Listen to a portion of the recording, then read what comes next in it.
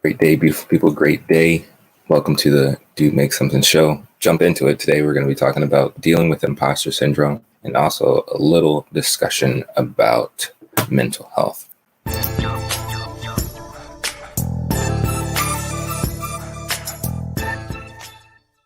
What up, Black man? Welcome to the Dude Make Something podcast, where we focus on helping Black men to overcome mediocrity to become beneficial men for their community by discussing faith, creativity, art and culture, personal development, and mental health management. I'm your host, Jamiel Calpin. I hope you all are doing well, staying safe, making sure that you're finding time to create something and to help manage your mental health, your mental, and all of that, and doing the work so that you can become more beneficial for your community. All right, so we'll jump in to the mental health check-in. I'm going to start with discussing like highs and lows, where my head's at. Maybe I'll also share like something that I created this week. So we'll start low. What was my low for this week? The low for this week was I got scammed.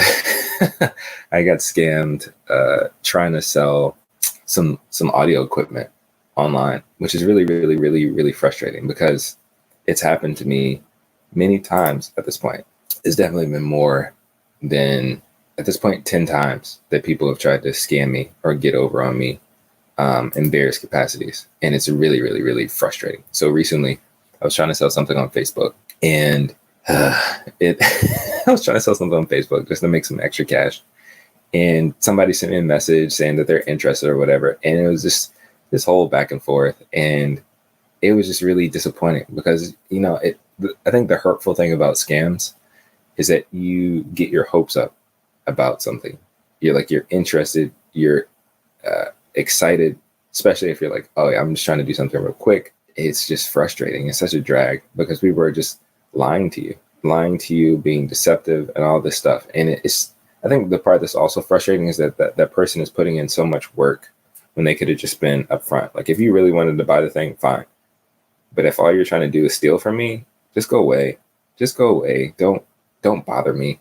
I don't want this. Other people actually want to purchase what I have to purchase. Or another time that I was scammed, I was applying for jobs, which really sucked because I was applying for remote work and I was using LinkedIn to try to get connected into a job.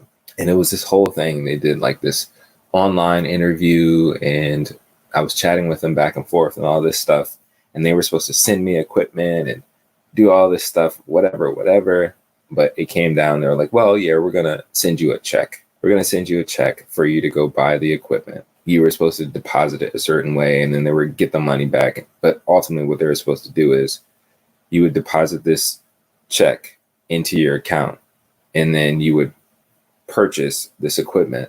But all that's really happening is they're taking money from your account. And it's just gross. It's just really gross. So, I mean, that was my low, like dealing with that. Internet scams are becoming, I don't even know if they're becoming more complex, but they're becoming more rampant. Like, they're definitely happening way too much, way too much. And it's just really frustrating. And the thing that makes me even more upset about it is that if you're not aware of this kind of stuff, so it could be older people online who get scammed a lot often, actually.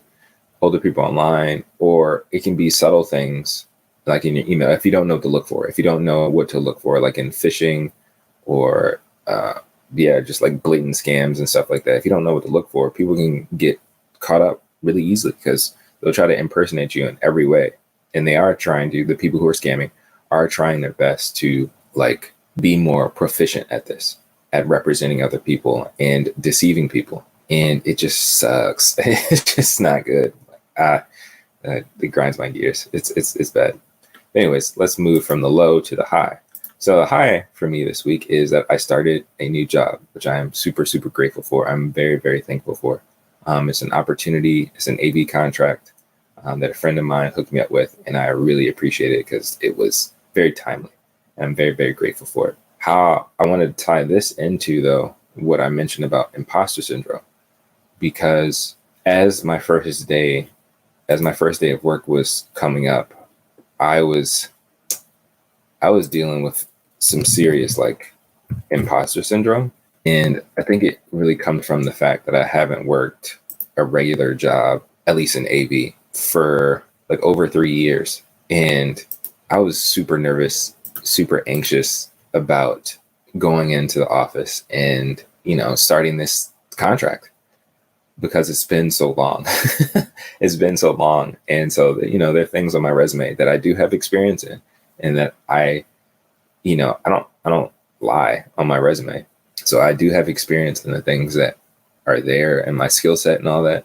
But I guess because I feel so rusty, I just really questions like, am I really good at this? Am I actually an AV technician? Am I actually like an AV specialist? Do I actually have like close to 10 years of experience doing all this stuff?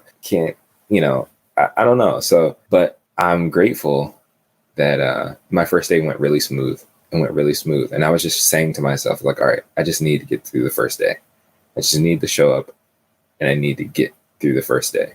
And I know when it comes to imposter syndrome, we can so often think so bad about ourselves and think so lowly of our experience or questioning, are we legitimate in the things that we're trying to do, whether it's the services that we're trying to offer people or our personal experience. So say like, if somebody was like, yeah, I'm a podcaster. And even if you just started your podcast, you have 5 episodes. For some people, it may feel like, oh, I'm not a real podcaster. I'm kind of just doing it as a hobby. But like, no, if you're really spending time and investing energy into creating episodes and creating content, I would consider you a podcaster. But because we compare ourselves to say like Joe Rogan or other people like that who have huge podcasts, you may not feel like a podcaster. Or because you started your podcast and you haven't started making money and you don't have like sponsorships and things like that, you feel like, oh, I'm not a podcaster. That's not true. You are. And it happens for so many different things.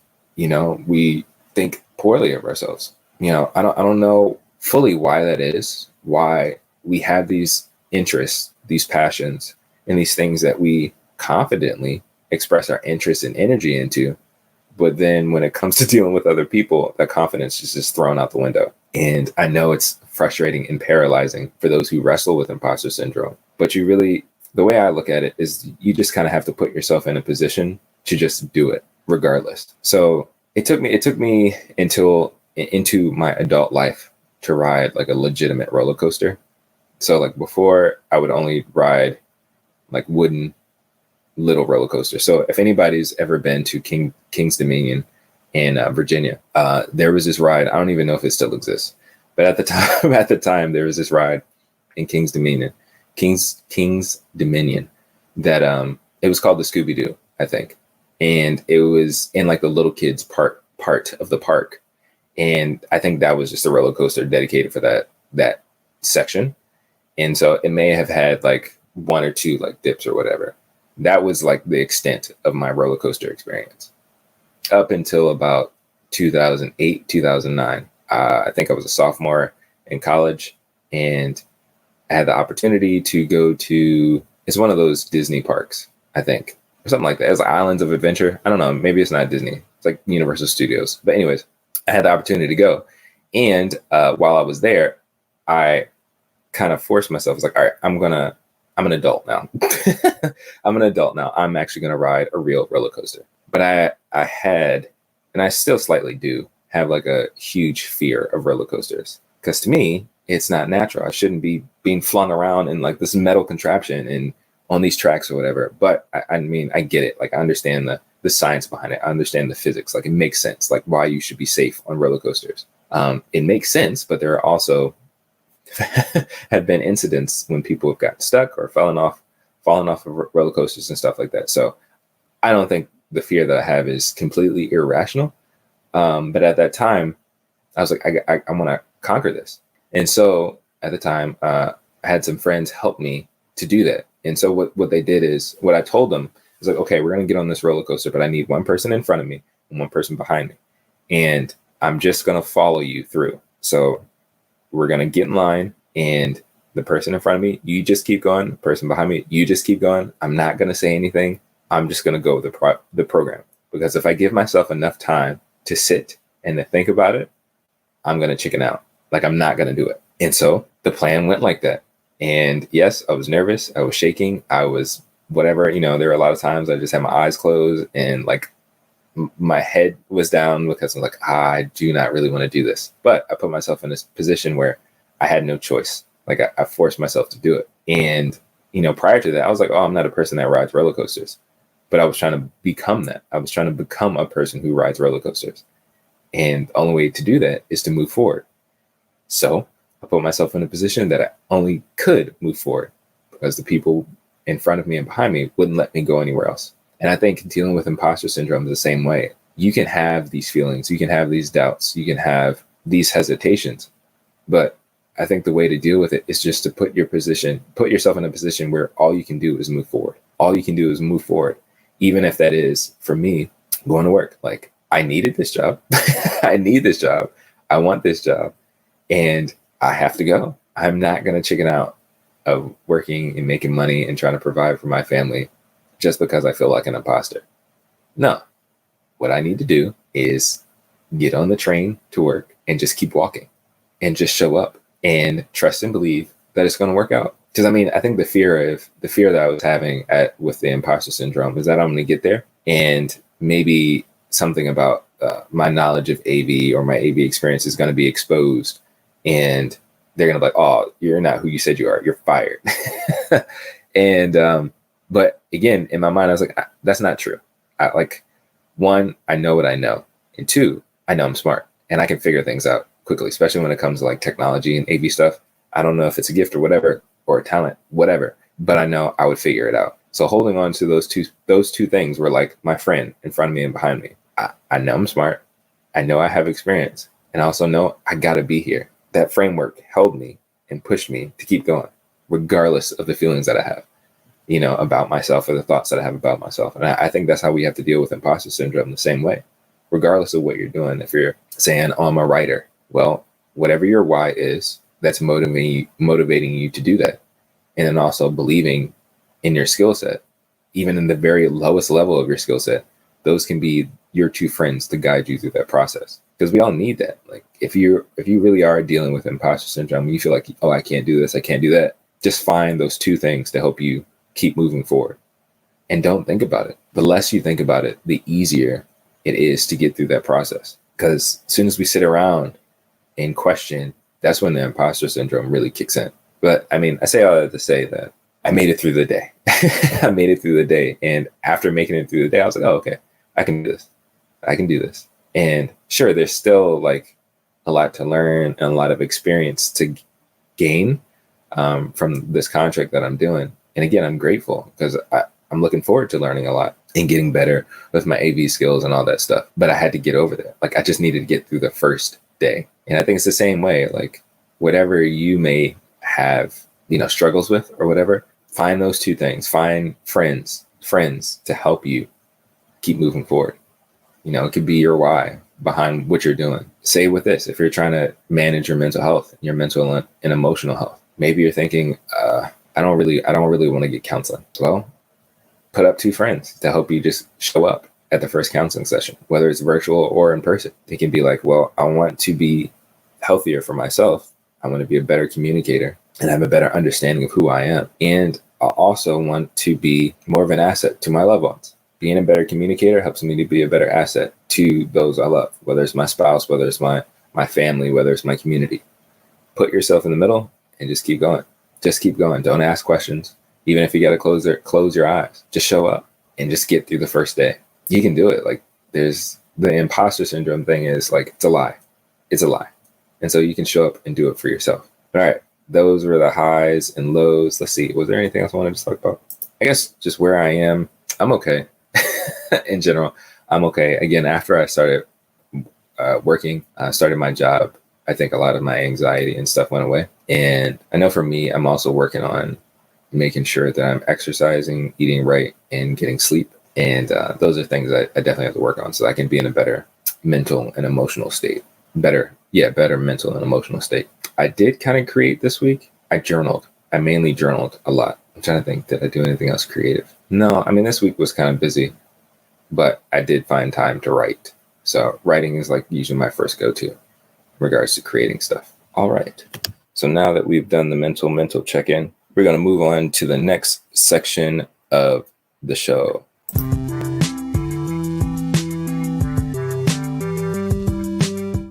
So what I really wanted to talk about kind of references back to a YouTube video that I created sometime last year. I think it might have been early last year, but the title of it is mental illness the blight of the Black man? Or is mental illness like the real problem when it comes to Black men?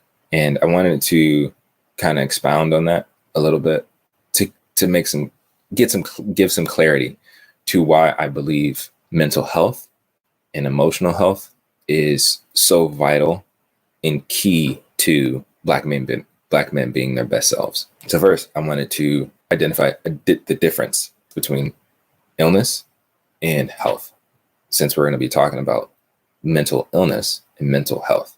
I think they're definitely related, but there's a difference there between them. So let's look at the definition of both illness and health. We'll start with health.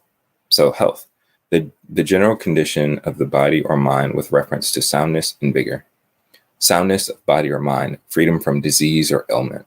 I don't think you need that. So there are a lot of definitions of words, right? So health in general is the general condition of the body or mind with reference to soundness and vigor. So just like your overall health, it's literally like the state of your body, body and also your mind. If it's in a good, even, balanced place. Then if we look at the word illness is poor health. So I'll just keep reading the definition. Poor health, sickness, a specific sickness or disease or an instance of such. Let's see if they got different definitions of illness. A disease or indisposition, sickness, a state of ill health, disease of body or mind, poor health, sickness. All right. So we see the difference. Illness is really something's wrong with the state of your health, right? I think it's important to understand that in general, we are responsible for our health, right? I think we understand that, especially when it comes to physical things. We understand that if we're out of shape, a lot of that can be our responsibility, right? So if you're just eating donuts every day, if you're not exercising, if you're eating donuts every day, if you're smoking every day, if you're drinking every day, if you're not getting good rest, if you're not getting all the macro and micronutrients that you need, if you're not spending enough time outside in the sun, your overall health will probably not be good. We understand that, like physically, we get that, right? If we want to lose weight, there's things that we can do to try to lose weight. If we want to be stronger, there's things that we can do to try to be stronger or faster or whatever. We're responsible for that. We also understand that there's certain things in our bodies, in our health, that we cannot control, which can manifest as illnesses. Certain people are born, as an example, are born with abnormalities in their physical design. So there are some people who are born with like sickle cell anemia. It's something that regardless of what you eat, what you drink, it's just something in your body that you can't control. It just happens. And that would be an illness or a disease. It could be like MS, or for some people, it could be like Crohn's disease or, ulcerative colitis. There are different things that happen to our bodies that we don't fully understand. We also can't really trace to where it started or how it happened in our bodies, right? In those cases, those would be diseases and illnesses. We also understand that there are certain things, if we don't take care of our health, it can lead to a disease or illness, right? So I mentioned the idea of smoking or the idea of drinking. At this point in time, where we are and our understanding of drugs and alcohol and things like that, if you consume too much of these things, it can lead to a disease, dis-ease, or illness in your body because it's changing the state of your health. If you drink a lot, you can get to a place where you have liver disease, right? If you smoke a lot, you can get to a place where you can have lung cancer. These are illnesses and diseases that could have been prevented. That's what we understand. That's what we see on the labels of alcohol. You can see it in any liquor store that you go to. In regards to lung cancer, there are so many warnings on smoking and tobacco, and the truth campaign has been happening forever. At this point, there's a lot of information and understanding in science that there are certain things that can be prevented, but if we take certain actions, it will lead to poor health. It will lead to illnesses. It will lead to disease, right? So we understand that when it comes to the physical, I think what we really wrestle with is that we don't understand that that can happen also with our mental. So there are things in our mental health in general. There's a standard. Got it. We understand good mental health. It's sound, like we mentioned in the definitions, like soundness of something. It's sound. It's like a homeostasis. It's good, right? This is baseline. That applies to our mental health as well. There are also situations where people have mental illnesses that we don't fully understand, that impact our lives, whether we want it to or not. So there are people who wrestle with bipolar. There are people who wrestle with severe depression. There are people who wrestle with anxiety, schizophrenia, lots of different things, right? Things that it just happens. Sadly, it just happens. Just like I mentioned with sickle cell anemia or MS or different diseases that are they just happen in the body. There are things that just happen in the mind that we don't fully understand. And it sucks. It really does. And the reason I'm trying to point this all out is I noticed from the content that I created before in regards to trying to help Black men, one, navigate dealing with mental illness and mental health in general. Oftentimes, when the topic or the subject of mental health and mental illness comes up with related to Black men, some people like to use it or see it as an excuse for the behavior of individuals who make poor decisions or bad decisions or very honestly evil and wicked decisions. I wanted to be clear that that's not my stance. That's not where I'm coming from. I am at no point at all trying to use poor mental health or mental illness as an excuse for the behavior of men in our community. Not at all. I'm not trying to do that as like, oh, well, we're just mentally ill. Because we understand and see the impact of it when it comes to violence in our country. From, I don't even know the safe words for this, but when there are a crisis, when there are people who go around and kill innocent young children, or delete, I guess is the word. I'm still learning all the safe words or whatever for YouTube, but go around and delete young children in schools or delete large amounts of people at movie theaters or at malls, at various places. In some instances, when those people do that, who are doing the deleting, and they do not look like us, they are of the lighter persuasion. They oftentimes aren't looked at as criminals or that they're evil or that they've done bad things. Oftentimes, what we see in the news is that those individuals wrestle with mental illness, and it gives them a pass. It gives them a pass for the dangerous behavior that they enacted on those around them and in the society and in the community that we live in. Deleting people who are just at a grocery store because they don't look like you. We excuse that as mental illness. I don't agree with that. And I honestly think that's a lot of political media spin to try to protect the image of the supremacy of this country. That's my take. But when it comes to dealing with mental illness and mental health within our community, I'm not trying to do a political and media spin at all.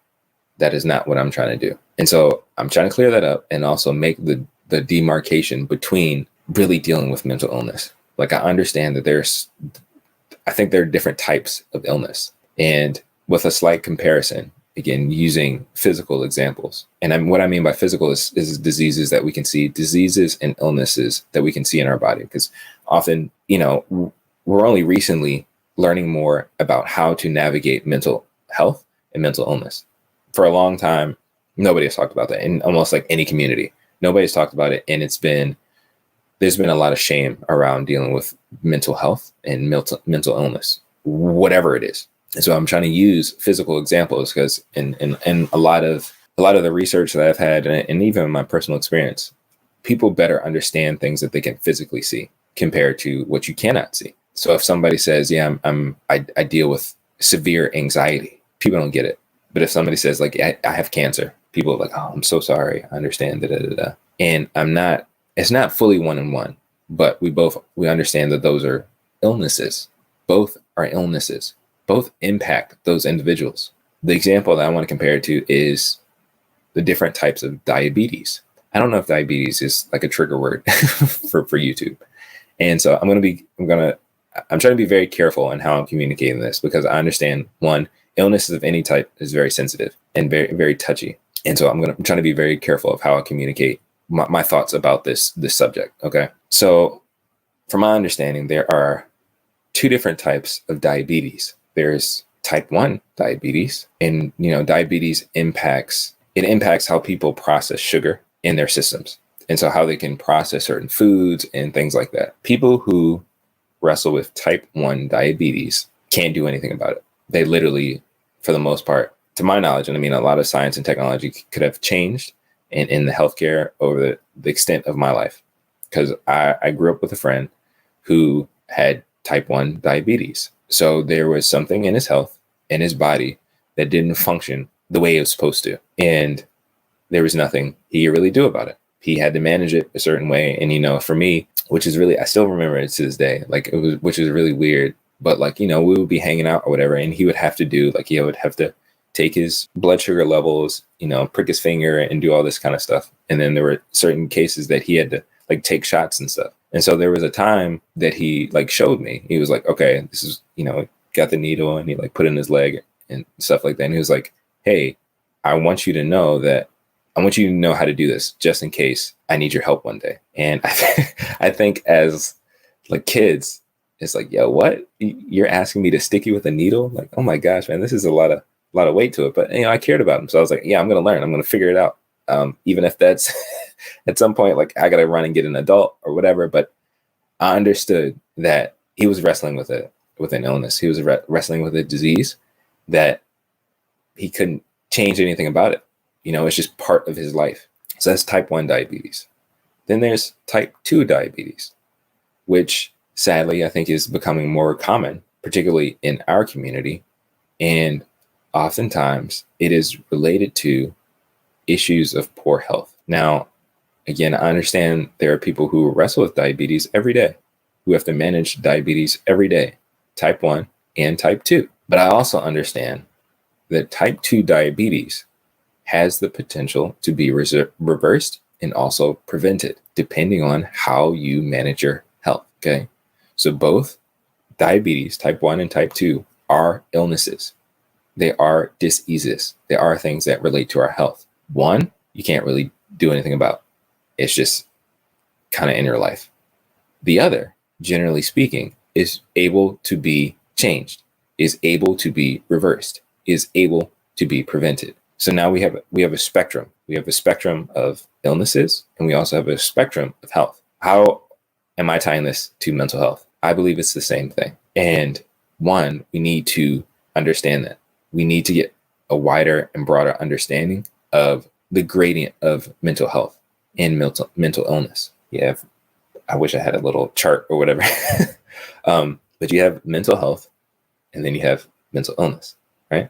So there's a range of mental illness, and then there's a range of mental health. In the whole scope of everything, just like with our health, with our physical health, in the whole scope of everything, we are, as people, responsible, and particularly as Black men, we are responsible with how we manage that range in our physical health and also within our mental health. We are responsible for that, whether that includes just the range of mental health, so managing just the overall general well-being of the state of your mind and your heart, because I think they're the same. I'll touch on that in a second.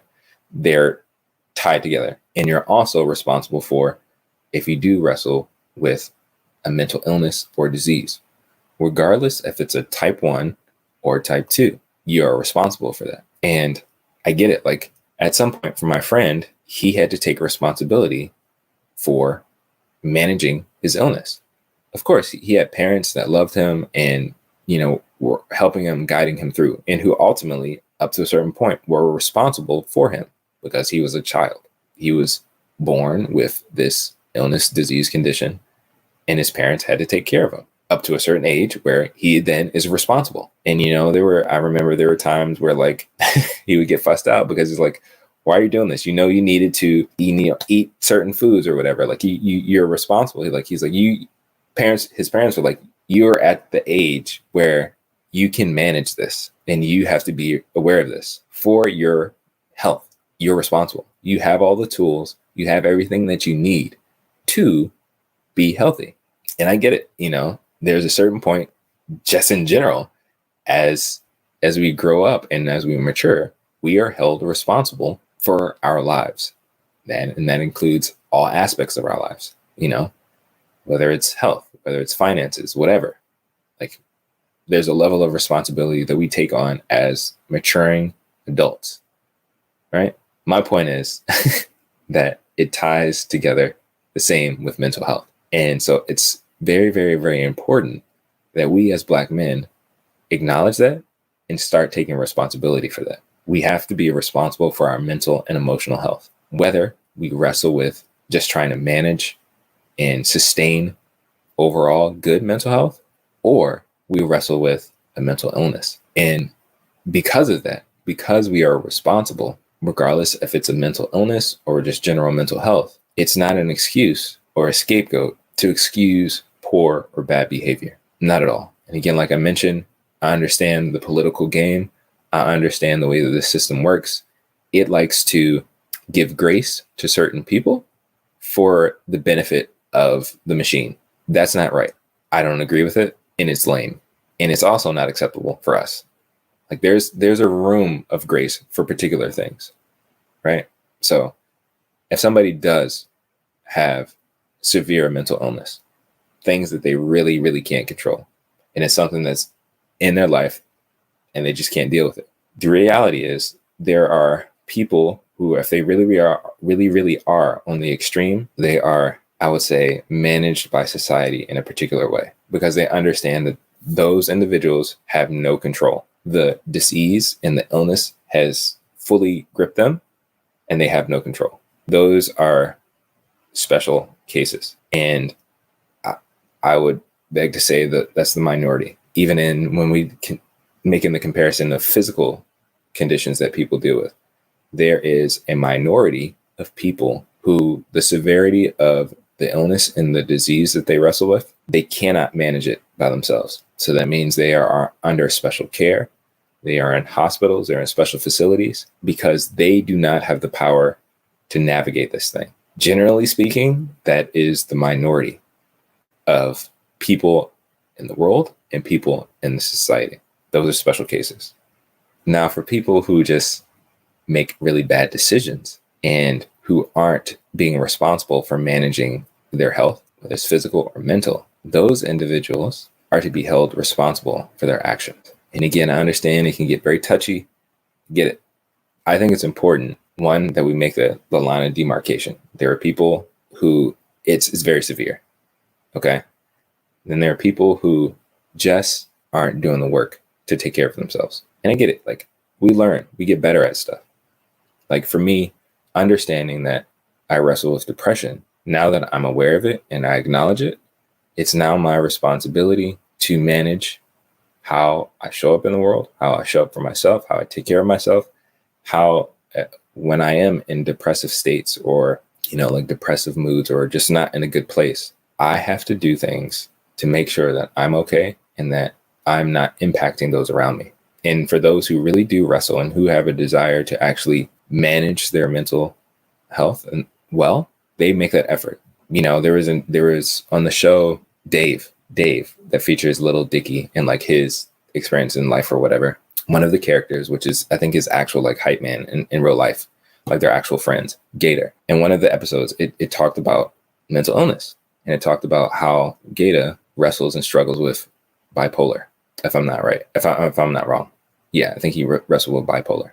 And so as the show goes on, like you see examples of when he was having really, really highs and really, really lows because, those were the extremes. And for one, a lot of people didn't know how to manage that around him and in society and stuff, like the community didn't know how to manage that. But at some point, like near the end of the episode, Gata's having one of those situations because I don't think he took his medicine or something like that.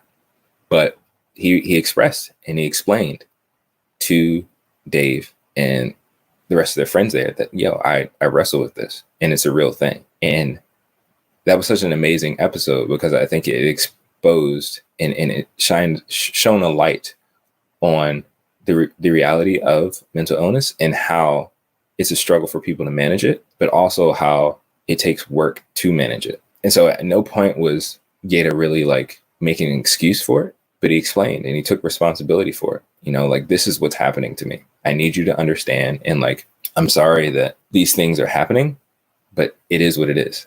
And in that incident, I think that was a great example of how, as people in general, we have to navigate that. Like, there's still a level of responsibility that Gator took, and knowing like, okay, this is what's happening. This is kind of what I'm going through or whatever. And also, having a community around to help support him and to show him love and stuff like that. So when it comes to us as Black men, we have to be responsible for our mental health. We have to do the work to navigate it and make sure that we're in a good place. We have to.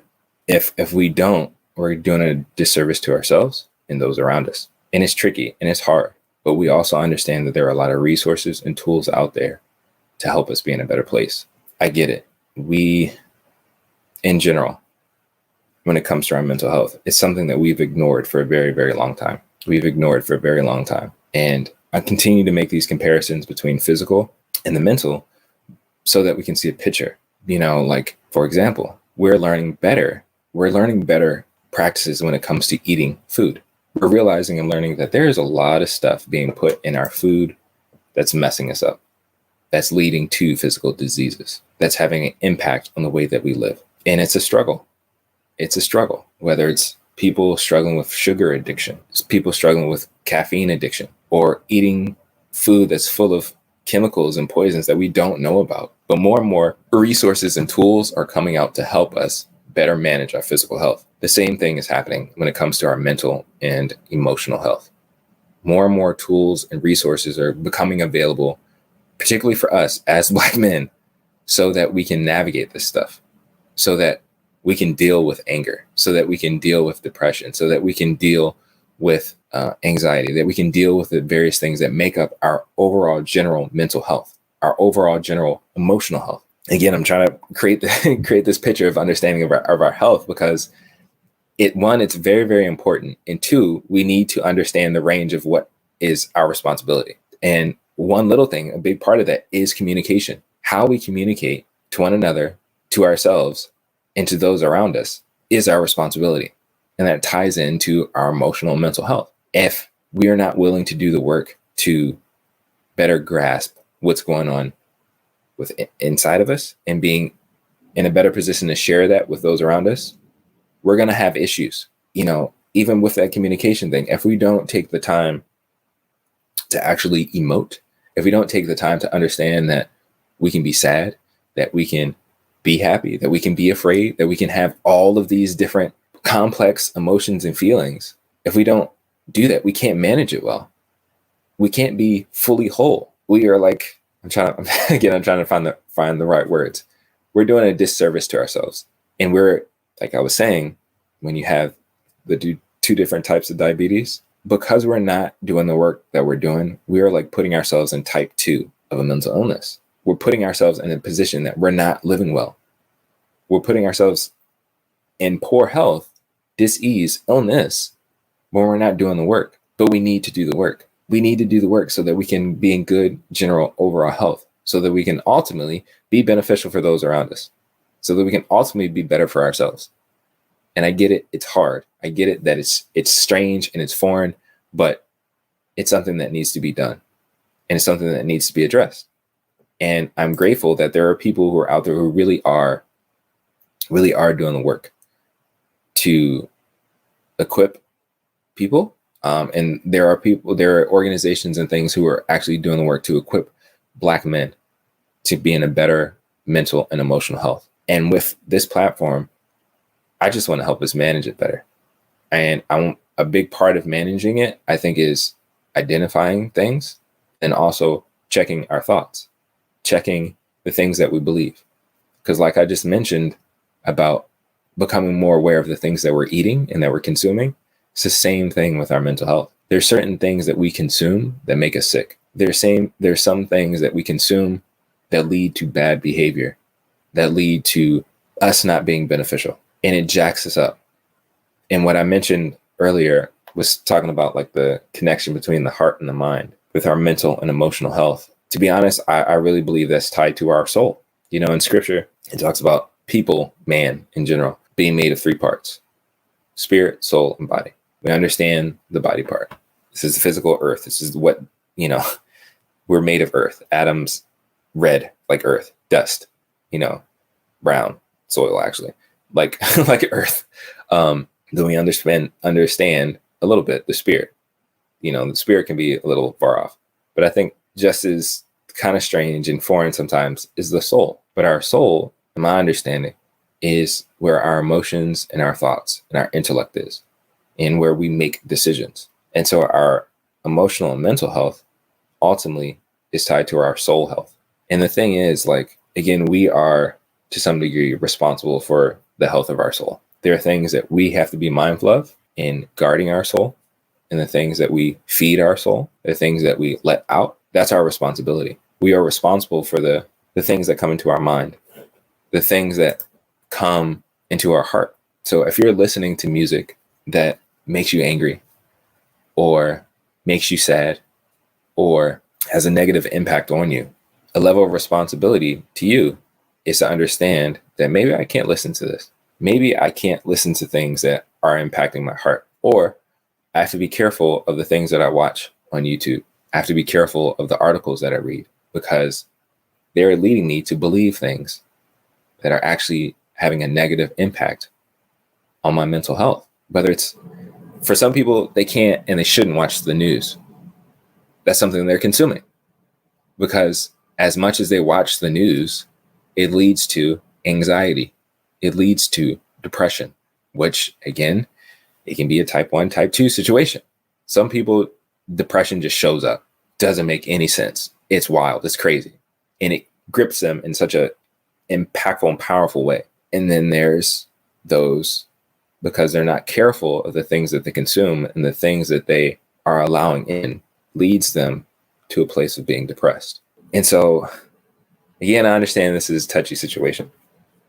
This is a touchy topic. But again, I think it's important that as Black men, we need to do the work to manage the health of our soul.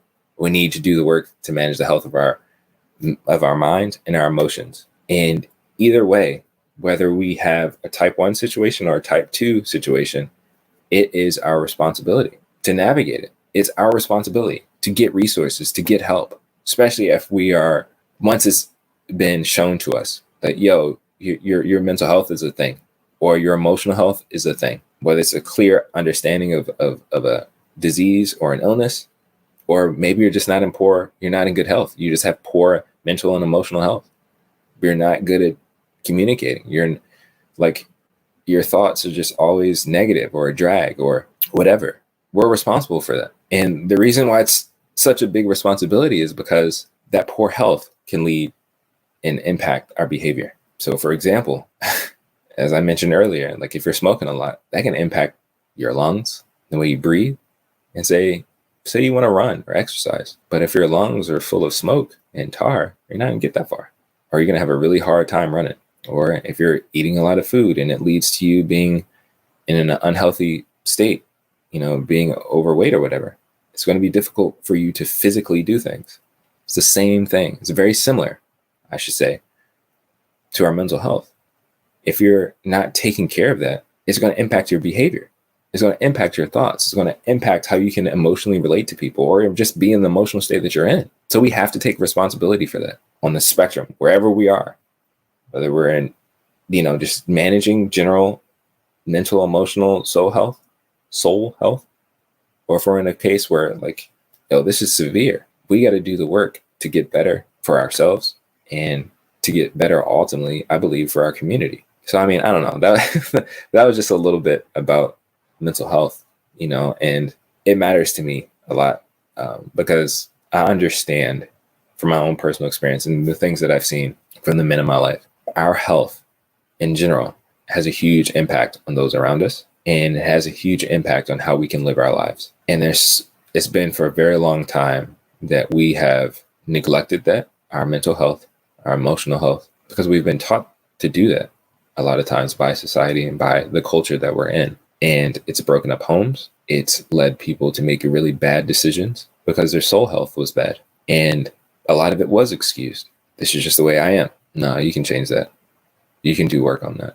Whether you choose to or not is a different thing, which is sometimes the case. Some people, even if they are made aware of their poor health decisions, physically, mentally, all that stuff, they're making bad decisions.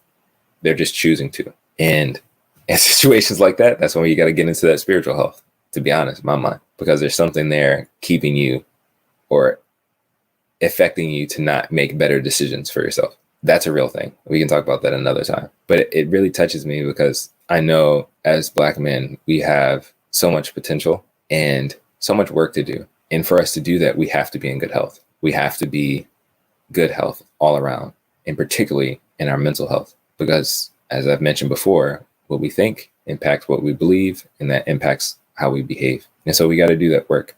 We got to make sure that our health, our mental state, our mental is good, so that we can process things well, so that we can make better decisions, so that we can go out and believe things differently and behave differently, so that we can be beneficial for our community, and so that we can just be our best selves, All right. I hope that makes sense.